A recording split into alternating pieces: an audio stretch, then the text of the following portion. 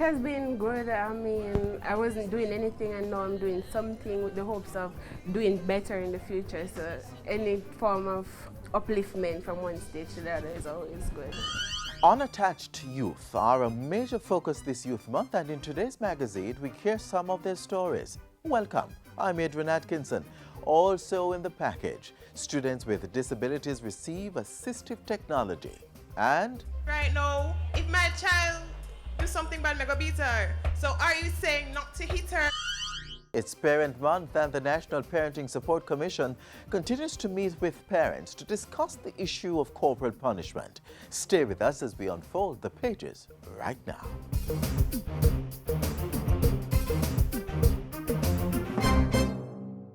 Don't make diseases spread. Wash your hands with soap and water instead. Wash them regular or use a hand sanitizer. Make sure the germs them dead. Touching your eyes or your mouth or your nose. Wash your hands before you do things like those. After you use the bathroom before preparing food, come on, wash your hand them clean.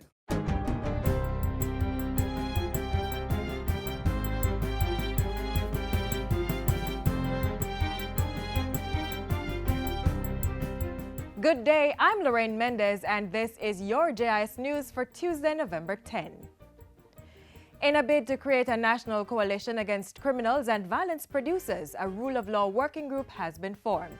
It's a subgroup of the Partnership for Jamaica National Council, which comprises the government, trade unions, private sector, and civil society. In making the announcement Monday, National Security Minister Peter Bunting said the working group was similar to the EPOC and ESET teams, which are successfully assisting in the economic and energy sectors. This initiative will assist in improving participation and accountability, as well as provide a more objective and authoritative assessment of developments in this complex area of crime and violence.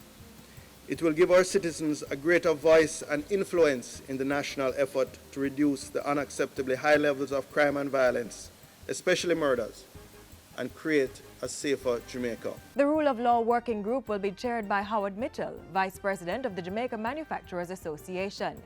The other members are being drawn from the Partnership for Jamaica National Council.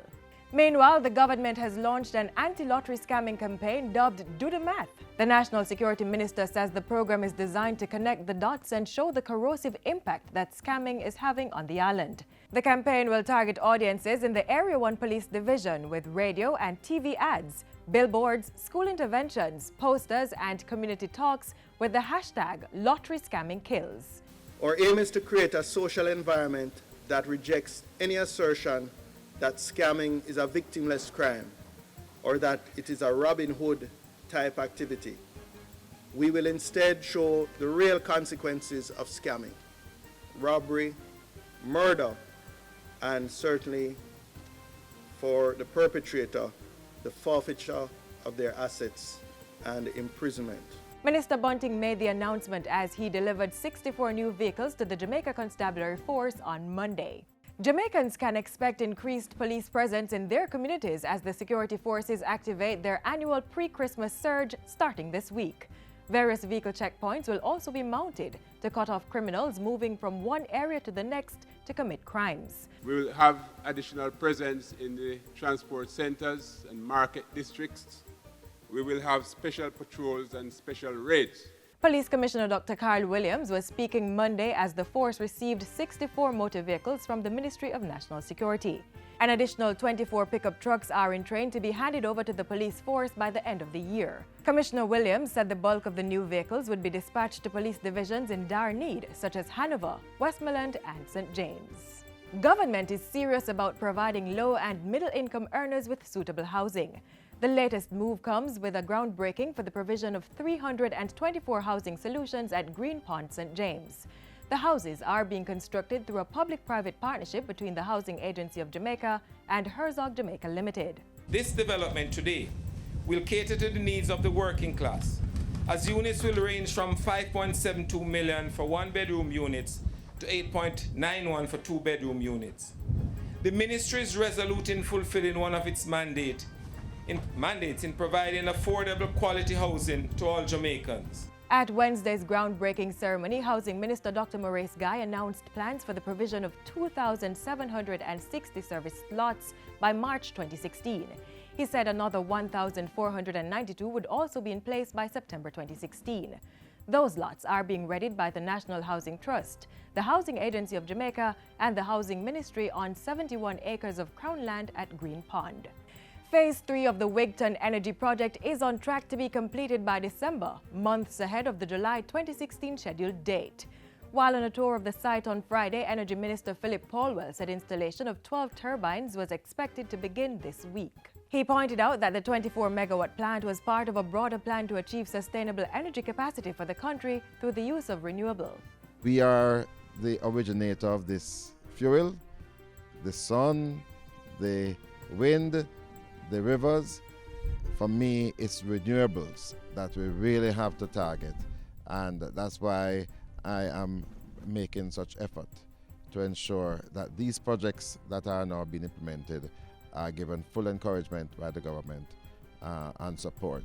And finally, the National Council on Drug Abuse, NCDA, has partnered with the United States Embassy to increase youth awareness on the dangers of ganja use. The public education campaign is dubbed Know the Facts, Know to Act, Future Comes First.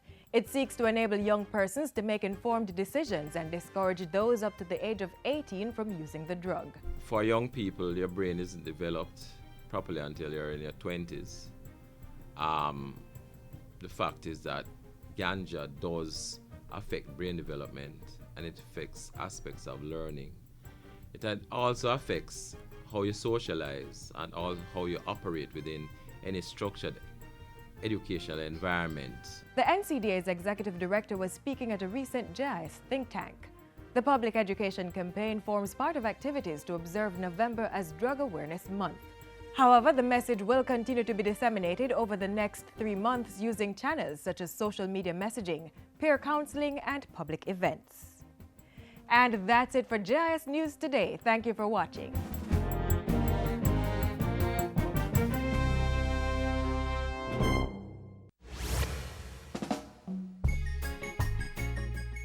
Mr. Shirley, me get the invitation from America. What? You know a passport? A passport is one of the most important forms. Here at PICA, we believe in excellent customer service. So when we wanted our customers to know about us, we approached the GIS and they delivered, and we got excellent value for money. And so we encourage you to go to the GIS, a one-stop shop for media services. They have print, radio, television, and so much more. November is observed annually as National Parent Month as part of the Ministry of Education's policy to support and promote effective parenting. Their agency, the National Parenting Support Commission, met some time ago with parents and other stakeholders to discuss an issue that some of you agree with, while others do not. It's the issue of corporal punishment. I say be careful what you teach your little children. Make sure I know something to hurt them. Mind what you saying to my sister. She could be the next prime minister. I say if you watch what you saying to me daughter, cause in the long run she could be your doctor. Should you beat them? Should you not beat them? Beating versus beat up.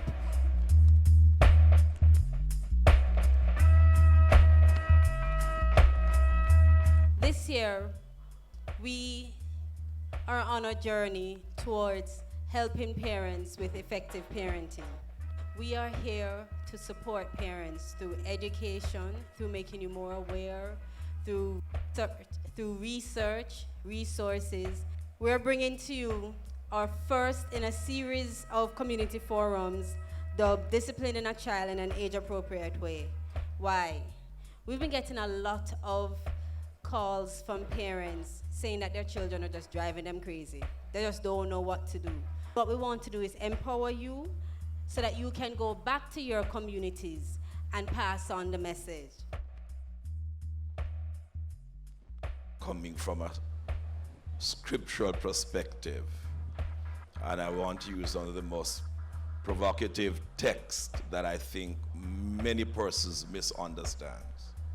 and that is Proverbs chapter 13:24. Whoever spares the rod hates their children, but the one who loves their children is careful to discipline them. The rod has been mistaken many times.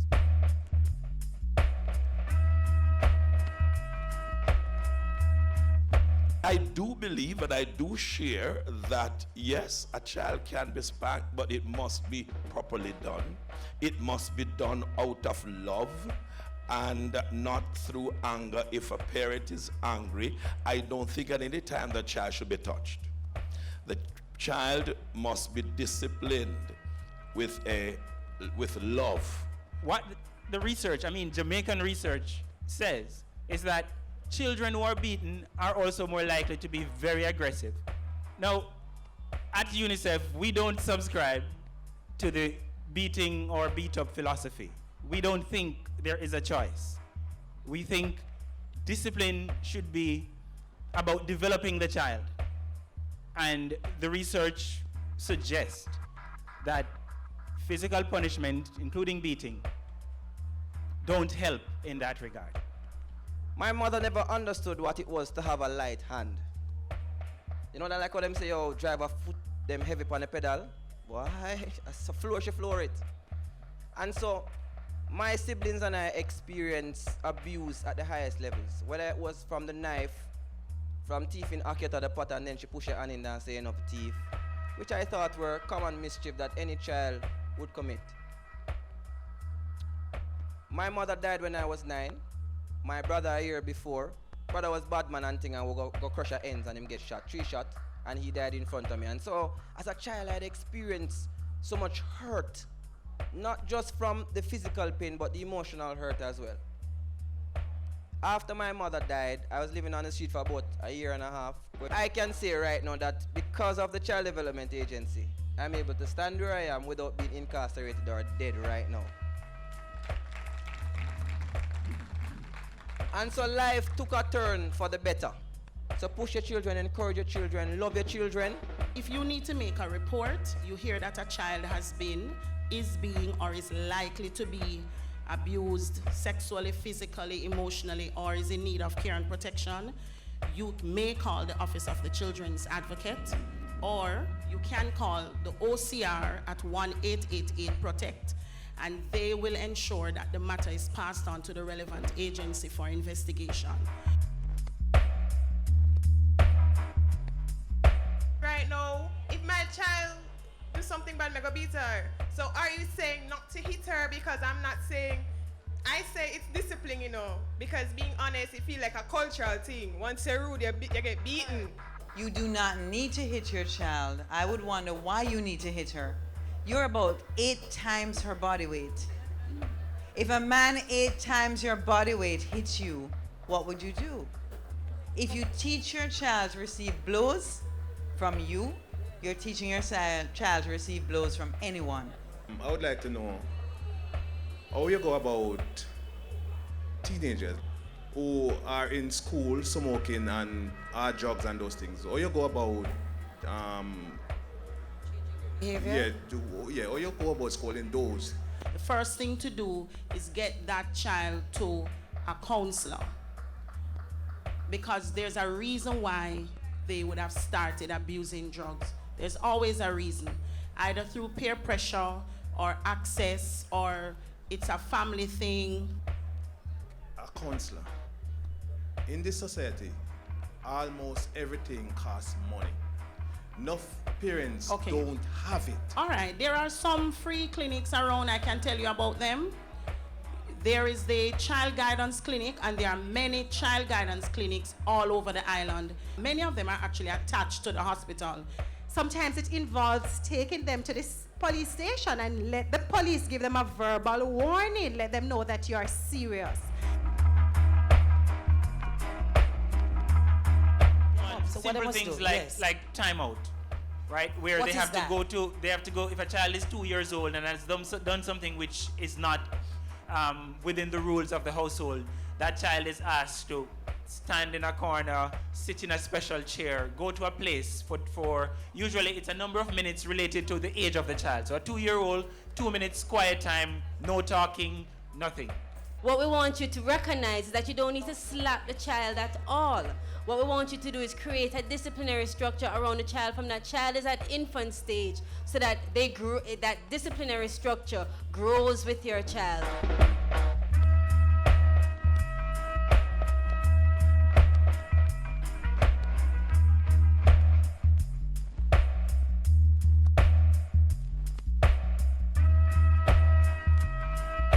I say be careful what you teach your little children. Make sure I know something to hurt them.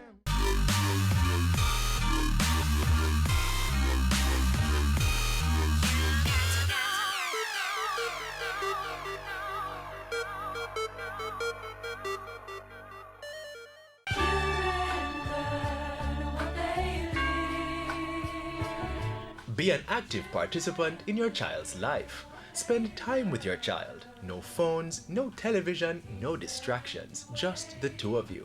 Just the two of us. Get to know your child through play. Why not go to the park and get on the monkey bars? Sharing a meal can also be a time of bonding. If your child's in school, be involved in school activities. Speak with your child's teacher. Follow up on their progress in school and see how you can help. Assist them with homework. Attend parent-teacher meetings and support school fundraising events. Remember, your child's future is in your hands. Safeguard it. So glad you are a child of mine. I'm Connected represents the need to reach out, particularly to unattached youth, ensuring that they are aware of and are able to access opportunities for their holistic development and empowerment. A quote there from Minister of Youth and Culture, Lisa Hanna, at the Youth Month launch recently. We examine one program that has been empowering our unattached youth. Take a look. I was unemployed. I was not working. I was home. I was unemployed at home, not doing anything, just home, not doing anything. The reality that has faced these young people and thousands more is being changed because of a timely and relevant program of the government. It's one designed to create fully skilled young professionals, and it's being dubbed the Heart Trust Unattached Youth Program.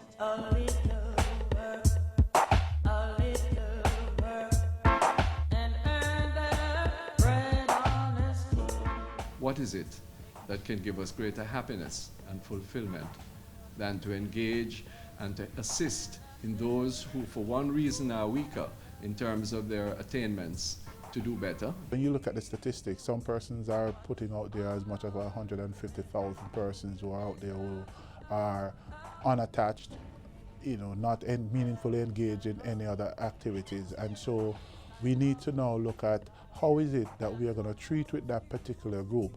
Of course, we don't have the requisite resources to treat with all 150,000 in any one year. However, the minister has asked that we make a meaningful intervention in treating with those persons from that particular grouping. We must make Jamaica attractive to investors, local and foreign, on the basis of having the most trained workforce, appropriately trained and attitudinally competent. And so we have put together a program to treat with the underserved youth and to see how we can best impact at least 15,000, as the minister indicated. Yes, the Education Minister has mandated Jamaica's national training agency, the Heart Trust NTA, to intensify its focus on the E in the agency's acronym, representing employment. One of the ways that the agency has been doing this is through its Unattached Youth Program, which is targeting youth 17 to 30 years old. The program is now in its pilot phase, operating in northeast Manchester, western St. Andrew, and the community of Seaview Gardens. The program model is in three forms. First of all, some persons will be on the apprenticeship program that we have. Some persons will be on pre-tech program depending on our assessment as to their readiness to take on the curriculum here at Heart Trust NTA.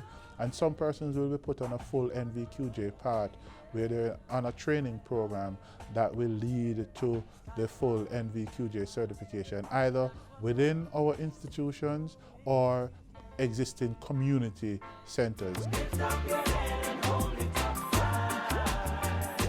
So even if you do not have any CXCs, Heart has something for you. You could be placed in the pre-tech program, learning basic mathematics and English to get qualified for the next level. Young people in Northeast Manchester are making progress under this program. Non-verbal communication, poor communication between employees and company management. At Northeast Manchester, there are currently 138 persons who are enrolled across 6 skill areas primarily at Omood.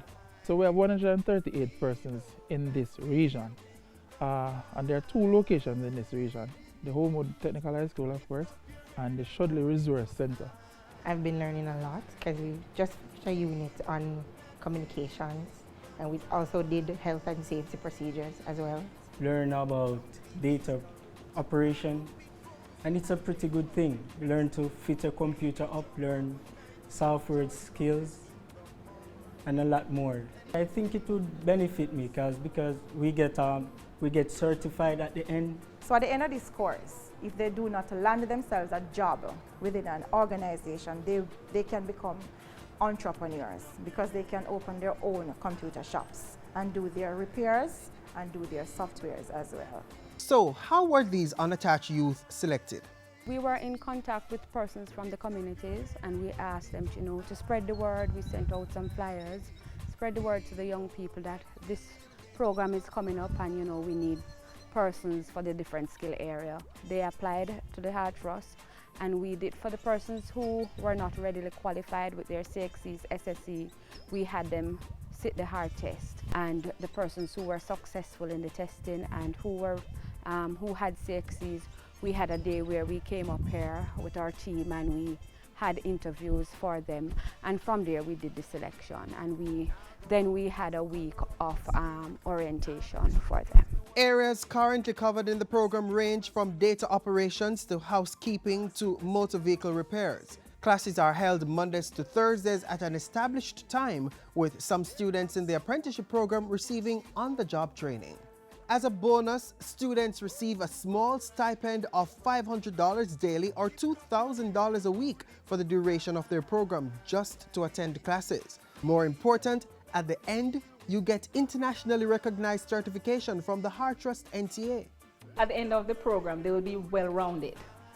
So applying to the hotels or even guest houses or on cruise ships, they shouldn't have a problem because they'll be well-rounded to work in any of these areas. Your shoulders. Youth with disabilities are also included, as one of the action plans is to offer information and communication technology ICT training to them. What we're going to do as we roll the program out further is to make sure that persons with disability are not disenfranchised, and that we begin to create an environment that will allow persons with disability to be meaningfully engaged. So for now, the pilot is only in 3 areas. But once that's completed, the program will be rolled out in all constituencies island-wide. Wherever you have the greater concentration of unattached or underserved, that's the area in which we would want to put our intervention. And we are hoping that at the end of the day, for all persons that we have engaged, we can place them in jobs. Or for the persons who are so inclined, that we can give them a startup kit to start their own business. It's going to benefit me because I will be receiving a level 2 certificate from Heart Trust. So that will help me in the process of getting a job in a data operations company. It has been good. I mean, I wasn't doing anything and now I'm doing something with the hopes of doing better in the future. So any form of upliftment from one stage to the other is always good. Ultimately, I'd like to get a job, then open my own business. When, not if, when I get my certificate, I'm going to go much further in life. I'm looking sky high. See, you got to work for the things life requires. Yes, you've got to work for the things you need.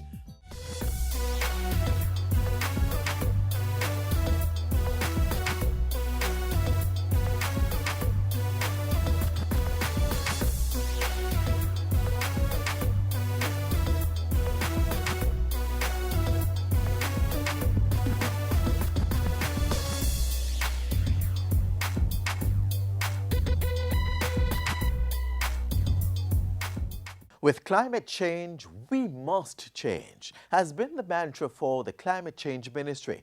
One rural community has taken up the challenge. We laud the efforts of the Jeffreytown community in St. Mary and encourage you to follow suit. They say the sun is getting hotter. Every year, man, is a climate change, you know. Jeffreytown Farmers Association. What a climate change. What a climate change. What a climate change. People are asked what a climate change. It needs adaptation and mitigation. It needs adaptation and mitigation. It needs adaptation and mitigation. It's a climate change. In a Jeffreytown we already start. Get the seed in your brain, keep it in your heart. In a wall for them build Gabian wall and concrete jet dams up in the hillside. Them a clear the gully, yeah man, them a clear, you know, and them a drain out the pan. As it a mash up the road and a slide with the land, and this is something we must understand. So me ask them, say what a climate change, what a climate change. And what a climate change. People are asked what a climate change. It needs adaptation and mitigation. It needs adaptation and mitigation. It needs adaptation and mitigation. This a climate change. The farmer them a plant drought resistance crops. If a that them a do, then me a fi in a that. And them a dry food and meal. Boy me never know so the farmer them skill. Them have breadfruit and potato flour. And them have banana flour. And me check out that taste and me find out say this thing it's so nice like a wow. Come on, man. So what a climate change. What a climate change. And what a climate change. People are asked what a climate change. It needs adaptation and mitigation. It needs adaptation and mitigation. It needs adaptation and mitigation. This a climate change.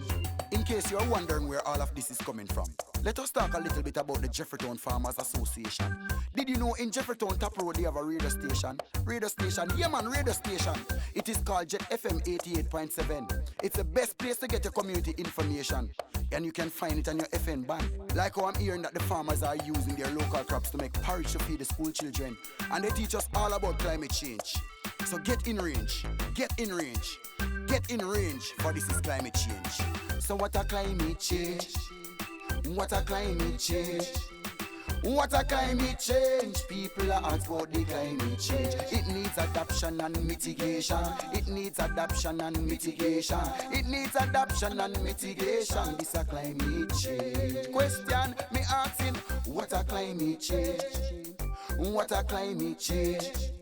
What a climate change. People are asked about the climate change.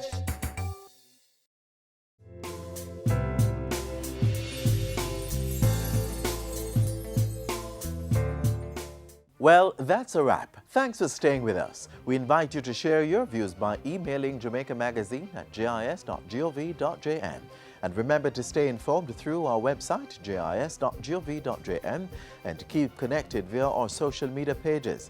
This has been Jamaica Magazine, and I'm Adrian Atkinson, thanking you for watching.